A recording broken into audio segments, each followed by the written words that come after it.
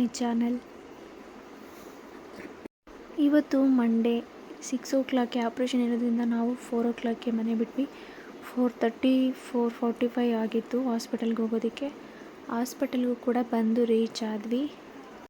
ಹಾಸ್ಪಿಟಲ್ಗೆಲ್ಲ ಬಂದಾದಮೇಲೆ next ಮತ್ತೆ ಏನೇನು procedure ಇರುತ್ತಲ್ಲ, ಅಡ್ಮಿಷನ್ ಪ್ರೊಸೀಜರು, ಅದೆಲ್ಲ ಅಮೌಂಟ್ ಕಟ್ಟಿ ಅಡ್ಮಿಷನ್ ಪ್ರೊಸೀಜರ್ ಎಲ್ಲ ಇನ್ನೂ ಕೆಲವೊಂದು ಫಾರ್ಮಾಲಿಟೀಸ್ ಇರುತ್ತಲ್ಲ ಅದೆಲ್ಲ ಮುಗಿಸ್ಕೊಳ್ತಾ ಇದ್ದೀವಿ.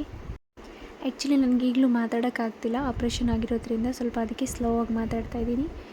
ಅಲ್ಲಿ ನಾವು ಹೋಗಿದ್ವಲ್ಲ ಹಾಸ್ಪಿಟಲಲ್ಲಿ ಕುತ್ಕೊಂಡು ವೆಯ್ಟ್ ಮಾಡ್ತಾಯಿದ್ವಿ. ಹಸ್ಬೆಂಡ್ ಅಡ್ಮಿಷನನ್ನು ಮಾಡಿಸ್ಕೊತಾಯಿದ್ರು. ಏನೇನೋ ಕ್ರಿಸ್ಮಸ್ಸು ಮತ್ತು ಇದೆಲ್ಲ ಇಟ್ಟಿರೋದ್ರಿಂದ ನನ್ನ ಮಗಳು ಕೂಡ ಇಲ್ಲ ಆಟ ಆಡ್ಕೊತಾ ಇದ್ಲು. ನನಗೆ ಬೇರೆ ತುಂಬ ಸುಸ್ತಾಗಿಬಿಟ್ಟಿತ್ತು. 2 ಡೇಸಿಂದ ಗಂಜಿ ಅದು ಇದು ಕುಡ್ಕೊಂಡು ಮತ್ತು ಅದು ಬೆಳಗ್ಗೆಯಿಂದನೇ ಖಾಲಿ ಹೊಟ್ಟೆಲಿ ಬರಬೇಕು ಅಂದಿದ್ರಲ್ಲ, ತುಂಬಾ ಸುಸ್ತಾಗಿತ್ತು. ಅದಕ್ಕೆ ಒಂದು ಕಡೆ ಕೂತ್ಕೊಂಡು ರೆಸ್ಟನ್ನು ಮಾಡ್ತಿದ್ದೆ.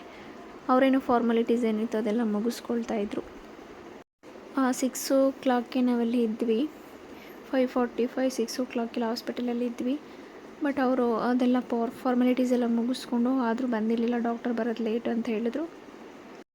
ನಿಜವಾಗ್ಲೂ ಕೆಲವೊಂದು ಕ್ಲಿಪ್ಪಿಂಗ್ಸ್ ಮಾತ್ರ ತೊಗೊಳಕ್ಕಾಯಿತು, ಎಲ್ಲನೂ ತೊಗೊಳಕ್ಕಾಗಲಿಲ್ಲ. ಯಾಕಂದರೆ ಅಂಥ ಪರಿಸ್ಥಿತಿ ಇತ್ತು ನಮಗೆ. ಇಲ್ಲಿ ವೆಯ್ಟ್ ಮಾಡ್ತಿದ್ದಾರೆ ನಮ್ಮ ಅಜ್ಜಿ, ನಮ್ಮ ಅಮ್ಮ ಮತ್ತು ನಮ್ಮ ಮಾವ, ನಮ್ಮ ಅತ್ತೆಯವರು ವೆಯ್ಟ್ ಮಾಡ್ತಿದ್ದಾರೆ. ರೂಮನ್ನು ಕೊಟ್ಟರಿಲ್ಲಿ. ಸೊ ಇಲ್ಲಿ ಸ್ಟೇ ಆಗೋದಕ್ಕೆ, ಡ್ರೆಸ್ ಚೇಂಜ್ ಮಾಡೋದಕ್ಕೆ ರೂಮನ್ನು ಕೊಟ್ಟರು. ರೂಮ್ ಕೂಡ ಹೈಜೀನಾಗಿ ಚೆನ್ನಾಗೇ ಇತ್ತು. ನಾನು ಕೂಡ ಡ್ರೆಸ್ ಚೇಂಜ್ ಮಾಡಿ, ಸೊ ಹೆಂಗೂ ತುಂಬ ಸುಸ್ತಾಗಿತ್ತು. ನಿದ್ದೆ ಬೇರೆ ಇರಲಿಲ್ಲ. ನೈಟ್ ಮಲಗಿದ್ದು ಲೇಟು. ಬೆಳಿಗ್ಗೆ ಆಪ್ರೇಷನ್ ಇದೆ ಅಂತ ಟೆನ್ಷನ್ಗೆ ಸ್ವಲ್ಪ ಮಲಗಿದ್ದು ಲೇಟು. ಆಮೇಲೆ ಹೊಟ್ಟೆಲಿ ಊಟ ಬೇರೆ ಇರಲಿಲ್ಲವಲ್ಲ ಸರಿಯಾಗಿ, ಅದರಿಂದ ನನಗೆ ತುಂಬಾ ಸುಸ್ತಾಗ್ತಿತ್ತು. ಡ್ರೆಸ್ ಚೇಂಜ್ ಮಾಡಿಬಿಟ್ಟು ಸ್ವಲ್ಪ ಹೊತ್ತು ಮಲ್ಕೊಳ್ಳೋಣ ಅಂತಂದ್ಬಿಟ್ಟು ಸುಮ್ಮನೆ ಅದೇ. ಇನ್ನೇನು ಆಪ್ರೇಷನ್ 9 ಅಂತಂದ್ಬಿಟ್ಟು ಹೇಳಿದರು. ಅದಕ್ಕೆ ನೋಡಿ ಗೌನ್ ಕೊಟ್ಟಿದ್ದಾರೆ, ಇಲ್ಲಿ ವೈಟ್ ಕಲರ್ದು ಗೌನ್ ಕೊಟ್ಟಿದ್ದಾರೆ. ಇದನ್ನು ಹಾಕ್ಕೊಂಡು ನಾನು ಸ್ವಲ್ಪ ಹೊತ್ತು ರೆಸ್ಟ್ ಮಾಡೋಣ ಅಂತಂದ್ಬಿಟ್ಟು ಹೋಗ್ತಾಯಿದ್ದೀನಿ. ನನಗಂತೂ ತುಂಬ ಮುಖ ಎಲ್ಲ ಬಾಡೋಗಿತ್ತು. ಯಾಕಂದರೆ ಸರಿಯಾಗಿ ಊಟನೇ ಇಲ್ಲ. 2 ಡೇಸಿಂದನೂ ಸರಿಯಾಗಿ ಊಟ ಇಲ್ಲ. ಅದ್ರಲ್ಲಿ ಬೇರೆ 6 ಆಪ್ರೇಷನ್ ಅಂದ್ರಲ್ಲ, ನಾನು ಏನೂ ತೊಗೊಂಡಿರಲಿಲ್ಲ. ಅದು ಬೇರೆ ಲೇಟ್ ಅಂತಂದ್ಬಿಟ್ಟು 9:30 ಅಂತೆಲ್ಲ ಹೇಳಿದ್ರು. ಸರಿ ಬಿಡಿ ಇನ್ನೇನು ಮಾಡೋದು ಅಂತಂದ್ಬಿಟ್ಟು ನಾನು ನೋಡಿ, ಇಲ್ಲಿ ಹಸ್ಬೆಂಡ್ ಕೂಡ ವೆಯ್ಟ್ ಮಾಡ್ತಿದ್ರು. ನಾನು ಗೌನನ್ನು ಹಾಕ್ಕೊಂಡು ಮಲ್ಕೊಳ್ಳೋಣ, ಅಟ್ಲೀಸ್ಟ್ ನಿದ್ದೆ ಆದರೂ ಮಾಡ್ಕೊಳ್ಳೋಣ ಅಂತ ಅಂದ್ಕೊಂಡೆ. ಆದರೆ ಪಕ್ಕದ ವಾರ್ಡಲ್ಲೇ ಒಂದು ಬೇಬಿ ಆಗಿರೋದ್ರಿಂದ ಬೇಬಿ ಎಲ್ಲ ಅಳ್ತಾನೇ ಇತ್ತು. ಎದ್ದು ನನಗೆ ನಿದ್ದೆ ಮಾಡೋಕ್ಕೆ ಆಗ್ತಾಯಿರಲಿಲ್ಲ. ಅಷ್ಟು ಜೋರಾಗಿ ಅಳ್ತಿತ್ತು ಆ ಬೇಬಿ. ಇನ್ನೇನು ಮಾಡೋದು, ಅಟ್ಲೀಸ್ಟ್ ಸುಮ್ಮನೆ ಅಂತೂ ಮಲ್ಕೊಳ್ಳೋಣ ಅಂತಂದ್ಬಿಟ್ಟು ಮಲ್ಕೊಂಡಿದ್ದೀನಿ. ನೆಕ್ಸ್ಟು ಸಿಸ್ಟರ್ಸ್ ಎಲ್ಲ ಬಂದುಬಿಟ್ಟು ನನ್ನ ಹತ್ರ ಸೈನ್ ಹಾಕಿಸ್ಕೊಳ್ತಿದ್ದಾರೆ. ನನ್ನ ಹತ್ರ ನಮ್ಮ ಹಸ್ಬೆಂಡ್ ಹತ್ರ ಎಲ್ಲ ಸೈನ್ ಹಾಕಿಸ್ಕೊಂಡಿದ್ದಾರೆ. ಇಲ್ಲಿ ನನಗೆ ಎಲ್ಲನೂ ರಿಮೂವ್ ಮಾಡಿದರು. ಮಾಂಗಲ್ಯ ಚೈನ್ ಆಗಿರಲಿ, ಬ್ಯಾಂಗಲ್ಲು, ರಿಂಗ್ಸು, ಏನಂದರೆ ಏನೂ ಇರಲಿಲ್ಲ. ಕಾಲು ಚೈನು ಎಲ್ಲ ರಿಮೂವ್ ಮಾಡಿದರು.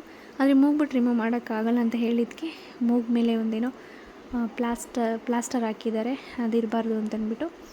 ಸೊ ಎಲ್ಲ ಡ್ರೆಸ್ ಮತ್ತು ಆಪ್ರೇಷನ್ ಡ್ರೆಸ್ಸನ್ನು ಕೊಟ್ಟರು.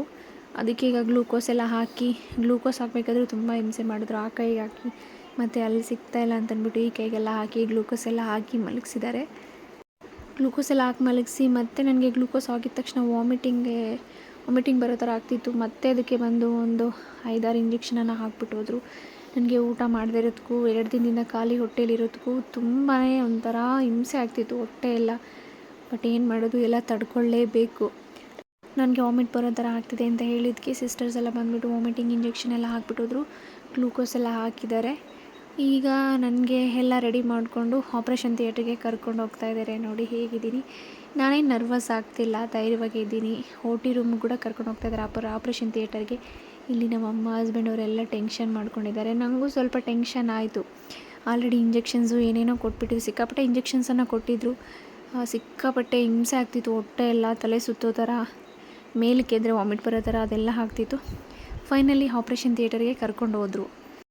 ನಿಜವಾಗ್ಲೂ ಹೇಗೆ ಅನ್ನಿಸ್ಬಿಟ್ಟಿತ್ತಂದರೆ ಆಪ್ರೇಷನು ಬೇಡ, ಯಾವುದೂ ಬೇಡ ಅನ್ನಿಸ್ಬಿಟ್ಟಿದ್ದು. But operation ಮಾಡಿಸ್ಲೇಬೇಕು. ಹೋದ್ವಿ. ಆದರೆ ನನಗಂತೂ ಆಗ್ತಾನೇ ಇರಲಿಲ್ಲ. ಫುಲ್ ಅನ್ಕಾನ್ಸಿಯೇಷನ್ ಆಗೋ ಥರ ಇದೆ. ನಾನಂತೂ ಏನೂ ಗೊತ್ತಾಗಲಿಲ್ಲ. ಇಂಜೆಕ್ಷನ್ ಹಾಕಿದ್ರು 2 hours 10ಗೇನೋ ಹೋಗಿದ್ದು. ನಾನು 12:30ಗೆ ಬಂದೆ. ಬಟ್ ಅದೆಲ್ಲ ಮತ್ತೆ ಇಂಜೆಕ್ಷನ್ ಕೊಟ್ಟಿದ್ರಲ್ಲ, ಅದೆಲ್ಲ ನನಗೆ ಪವರೆಲ್ಲ ಇಳಿದೋದ್ಮೇಲೆ ಇಂಜೆಕ್ಷನ್ ಪವರೆಲ್ಲ ನರ್ಕನೇ ಕಾಣಿಸ್ತು. ನಿಜವಾಗ್ಲೂ ನರ್ಕ ಅಂದರೆ ಅಷ್ಟು ನರ್ಕ ಇತ್ತು. ನನಗಂತೂ ಮತ್ತೆ ಇಂಜೆಕ್ಷನ್ ಎಲ್ಲ ಇಳಿದು ಹೋದ್ಮೇಲೆ ದೇವ್ರು ಕಾಣಿಸಿದ್ರು. ನಿಜವಾಗ್ಲೂ ಆ ಟೈಮಲ್ಲಿ ಅನ್ನಿಸ್ತು ನನಗೆ ಹೆಣ್ಣು ಜನ್ಮನೇ ಬೇಡ ಅಂತ. ಆಮೇಲೆ OT ರೂಮ್ಗೆ ಹಸ್ಬೆಂಡು, ಅಮ್ಮ ಅವರೆಲ್ಲ ಬಂದು ನೋಡ್ಕೊಂಡು ಬರೋದಕ್ಕೆ ಬಂದರು. ಅತ್ತೆ ಮಾವ ಎಲ್ಲ ಸಿಕ್ಕಾಪಟ್ಟೆ ಅಳ್ತಾಯಿದ್ರು. ಅವರು ನನ್ನ ಸಿಚುವೇಶನ್ ನೋಡಿಬಿಟ್ಟು ನನಗೆ ತುಂಬ ಅಳು ಬರ್ತಿತ್ತು. ನನ್ನ ಕೈಯಲ್ಲಿ ಆಗ್ತಿಲ್ಲ, ನೋವು ತಡೆಯೋಕ್ಕೆ ಆಗ್ತಾನೇ ಇಲ್ಲ ಅಂತಂದ್ಬಿಟ್ಟು ನನಗೆ ಅಳೋಕ್ಕೆ ಕೂಡ ನನಗೆ ಆಗ್ತಾಯಿರಲಿಲ್ಲ. ಒಣಗೋಗ್ಬಿಟ್ಟಿತ್ತು ಗಂಟಲೆಲ್ಲ. ನೀರು ಬೇಕು ಅಂತ ಅನ್ನಿಸ್ತಿತ್ತು. ಅಷ್ಟು ಕಷ್ಟ ಆಗ್ತಿತ್ತು ನನಗಂತೂ. ನಿಜವಾಗ್ಲೂ ಈ ಹೆಣ್ಣು ಜನ್ಮನೇ ಬೇಡ ಅನಿಸ್ಬಿಡುತ್ತೆ ಅಂಥ ಟೈಮಲ್ಲಿ. ನನಗೆ ಸಿ ಸೆಕ್ಷನ್ ಆದಾಗಲೂ ಕೂಡ ಇಷ್ಟೊಂದು ಹಿಂಸೆ ಆಗಿರಲಿಲ್ಲ. ಬಟ್ ಈ ಆಪ್ರೇಷನ್ಗೆ ಸಿಕ್ಕಾಪಟ್ಟೆ ಹಿಂಸೆ ಆಯಿತು. ಆ್ಯಕ್ಚುಲಿ ಅವ್ರು ಹೇಳಿದ್ದು ಒಂದು ಹೋಲ್ ಮಾಡ್ತೀವಿ, ಕ್ಯಾಮ್ರಾ ಹಾಕಿ ನೋಡ್ತೀವಿ ಅಂತ ಅಂದ್ಬಿಟ್ಟು. ಹೊಟ್ಟೆ ಹತ್ರ ಹೊಕ್ಳ ಹತ್ರ ಒಂದು ಹೋಲ್ ಮಾಡಿಬಿಟ್ಟು ನಾವು ಅದರೊಳಗಡೆ ಕ್ಯಾಮ್ರಾ ಬಿಡ್ತೀವಿ. ಜಸ್ಟ್ 2 ಇಂಚಸ್ ಹಾಕ್ತೀನಿ ಅಂತ ಹೇಳಿದರು. ಅದಾದಮೇಲೆ ಅವರು 3 ಕಡೆ ಹೋಲನ್ನು ಮಾಡಿದರು. ಸಿಕ್ಕಾಪಟ್ಟೆ ಪೇಯ್ನ್ ಬರ್ತಿತ್ತು. ಅಂದರೆ ಸಿ ಸೆಕ್ಷನ್ಗಿಂತ ಜಾಸ್ತಿ ನನಗೆ ಪೇಯ್ನ್ ಜಾಸ್ತಿ ಬಂದುಬಿಡ್ತು. ನಿಜವಾಗ್ಲೂ ತಡೆಯೋಕ್ಕೆ ಆಗಲಿಲ್ಲ. ಪೇಯ್ನ್ ಅಂದರೆ ಸಿಕ್ಕಾಪಟ್ಟೆ ಪೇಯ್ನು ಅಷ್ಟಿತ್ತು. ನಿಜವಾಗ್ಲೂ ಆ ಟೈಮಲ್ಲಿ ನಮ್ಮ ಅಮ್ಮಂಗೆ ನಾನು ವಿಷ ಕೊಟ್ಬಿಡಮ್ಮ, ನನ್ನ ಸಾಯಿಸ್ಬಿಡು, ನನಗೆ ಆಗ್ತಾನೇ ಇಲ್ಲ ಅಂತ ಅಷ್ಟೆಲ್ಲ ಕೇಳ್ಕೊಂಬಿಟ್ಟಿದ್ದೀನಿ. ನನಗಂತೂ ಸಿಕ್ಕಾಪಟ್ಟೆ ಪೇಯ್ನು, ನನಗೆ ಇರೋಕ್ಕೆ ಆಗ್ತಾಯಿರಲಿಲ್ಲ. ಆ್ಯಕ್ಚುಲಿ ಅವರು ಒಂದು ಹೋಲ್ ಮಾಡಿಬಿಟ್ಟು ಕ್ಯಾಮ್ರಾ ಹಾಕಿ ನೋಡಿದ್ರಂತೆ. ಅದು ಗೊತ್ತಾಗಲಿಲ್ಲ ಅಂತ ಅಂದ್ಬಿಟ್ಟು 2 ಕಡೆನೂ ಹೋಲ್ ಮಾಡಿ ನೋಡಿದ್ದಾರೆ. ಅದು ಕರ್ಳು ಸುತ್ಕೊಂಡ್ಬಿಟ್ಟಿತ್ತಂತೆ. ಒಂದು ಪೊರೆ ಬಂದುಬಿಟ್ಟು ಕರ್ಳು ಸುತ್ಕೊಂಡಿತ್ತು, ಇನ್ನೊಂದು ಬಂದುಬಿಟ್ಟು ಬೆನ್ನಿಗೆ ಕಚ್ಕೊಂಡ್ಬಿಟ್ಟಿತ್ತಂತೆ. ಅದೆಲ್ಲನೂ ಕೂಡ ರಿಮೂವ್ ಮಾಡಿದ್ದೀವಿ. ಈಗ ಒಂದು ಗರ್ಭಕೋಶ ಹೇಗಿದ್ದರೆ ಇರುತ್ತೋ ಆ ಥರ ಇದೆ ಅಂತ ಹೇಳಿದ್ದಾರೆ. ಆದರೂ ನಾನು ಇಷ್ಟು ಪೇಯ್ನ್ ಇರುತ್ತೆ ಅಂತ ಎಕ್ಸ್ಪೆಕ್ಟೇ ಮಾಡಿರಲಿಲ್ಲ. ಅಷ್ಟು ಪೇಯ್ನ್ ಇತ್ತು. ಏನೇ ಆಗಲಿ ನನಗಿದು ಒಂದು ದೊಡ್ಡ ಎಕ್ಸ್ಪೀರಿಯನ್ಸ್ ಥರನೇ ಅನ್ನಿಸ್ತು. ಸೊ ಅವತ್ತು ನೈಟೇ ನಾವು 11 o'clock ಹಾಸ್ಪಿಟ್ಲಿಂದ ಮನೆಗೆ ಬಂದ್ವಿ. ಬಟ್ ಮನೆಗೆ ಬಂದಾದಮೇಲೂ ಕೂಡ ಸಿಕ್ಕಾಪಟ್ಟೆ ಪೇಯ್ನ್ ಇತ್ತು. ಈಗಲೂ ಕೂಡ ಯಾರ ಸಹಾಯನೂ ಇಲ್ಲದೆ ವಾಶ್ರೂಮ್ಗೆ ಹೋಗೋಕ್ಕಾಗಲ್ಲ. ಯಾರಾದರೂ ಒಂದು ಹೆಲ್ಪ್ ತೊಗೊಂಡು ಹೋಗಲೇಬೇಕು. ಹಸ್ಬೆಂಡ್ ಕೂಡ ತುಂಬ ಪಾಪ ನೈಟೆಲ್ಲ ಅವರೇ ನೋಡ್ಕೊಳ್ತಾಯಿದ್ರು. ಅಮ್ಮನೂ ಹಸ್ಬೆಂಡೇ ಪಾಪ ನೈಟೆಲ್ಲ ವಾಶ್ರೂಮ್ಗೆ ಹೋಗೋದಕ್ಕೆಲ್ಲ ಹೆಲ್ಪ್ ಮಾಡ್ತಾಯಿದ್ರು. ಈ ವಿಷಯದಲ್ಲಿ ಮಾತ್ರ ನಾನು ತುಂಬ ಲಕ್ಕಿ ಅಂತಲೇ ಹೇಳಬೇಕು.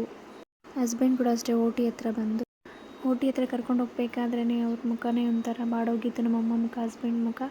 ಅದಾದಮೇಲೆ ಆಪ್ರೇಷನ್ ಎಲ್ಲ ಮುಗಿಸ್ಕೊಂಡು ಬಂದಾದಮೇಲೆ ನನ್ನ ಸಿಚುವೇಶನ್ ನೋಡಿಬಿಟ್ಟು ನನಗೆ ಆಗ್ತಾಯಿಲ್ಲ ಅಂದಿದ್ದ ತಕ್ಷಣ ನಿಜವಾಗ್ಲೂ ಅವ್ರ ಕಣ್ಣಲ್ಲಿ ನೀರು ಕಂಟ್ರೋಲ್ ಮಾಡೋಕ್ಕೆ ಆಗಲಿಲ್ಲ. ಆಚೆ ಕಡೆ ಹೋಗಿ ಹತ್ಬಿಟ್ಟು ನಮ್ಮಮ್ಮ ಮತ್ತು ನಮ್ಮ ಅವ್ವ ಅಜ್ಜಿ ಎಲ್ಲರೂ ಕೂಡ ಹತ್ಬಿಟ್ಟು ನನ್ನ ಸ್ಥಿತಿ ನೋಡಿಬಿಟ್ಟು ನನ್ನ ಪರಿಸ್ಥಿತಿ ಆಗಿತ್ತು ಅವತ್ತು. ಸಿಕ್ಕಾಪಟ್ಟೆ ನರಕ ಅಂತಲೇ ಹೇಳ್ಬೋದು. ಹೆಣ್ಣಿನ ಜನ್ಮ ಎಷ್ಟು ಕ್ರೂರ ಅಂತಲೇ ಹೇಳ್ಬೋದು ಇಂಥ ವಿಷಯಗಳಲ್ಲಿ. ಸೊ ಎಲ್ಲ ವಿಷಯದಲ್ಲೂ ಎಷ್ಟೇ ನಾವು ಧೈರ್ಯವಾಗಿದ್ದರೂ ಕೆಲವೊಂದು ವಿಷಯದಲ್ಲಿ ವೀಕ್ ಆಗ್ತೀವಿ. ಆಪ್ರೇಷನ್ ಆದಮೇಲೆ ನಾನು ಮತ್ತೆ ಅವತ್ತೇ ನಾನೇ ವಾಶ್ರೂಮ್ಗೆ ಹೋಗ್ತಿದ್ದೆ. ಅಂದರೆ ಎದ್ದು ನಡೆದಾಡ್ತಿದ್ದೆ, ನಾನು ವಾಕ್ ಮಾಡ್ತಿದ್ದೆ. ಸಿ ಸೆಕ್ಷನ್ಗಿಂತ 2 ಪಟ್ಟು ಜಾಸ್ತಿ ನೋವಾಯಿತು ಅಂತಲೇ ಅನಿಸುತ್ತೆ ನನಗೆ. ಸಿಕ್ಕಾಪಟ್ಟೆ ನರಕ ಆಗಿದೆ. ಈಗಲೂ ಕೂಡ ಜಸ್ಟ್ ವಾಯ್ಸ್ ಓವರ್ ಕೊಡೋದಕ್ಕೂ ಆಗ್ತಾಯಿಲ್ಲ ನನಗೆ. ಅಷ್ಟು ನಿಧಾನಕ್ಕೆ ಮಾತಾಡ್ತಾಯಿದ್ದೀನಿ. ಬಿಕಾಸ್ ಇನ್ನೂ ನಾನು ಕ್ಯೂರ್ ಆಗಿಲ್ಲ. ಇನ್ನು ಮಂಡೇ ತಾನೇ ಆಪ್ರೇಷನ್ ಆಗಿರೋದು ಅದಕ್ಕೆ. ಸೊ ಈ ಲಾಗನ್ನ ಇಲ್ಲಿಗೆ ಮುಗಿಸ್ತಾ ಇದ್ದೀನಿ. Thank you.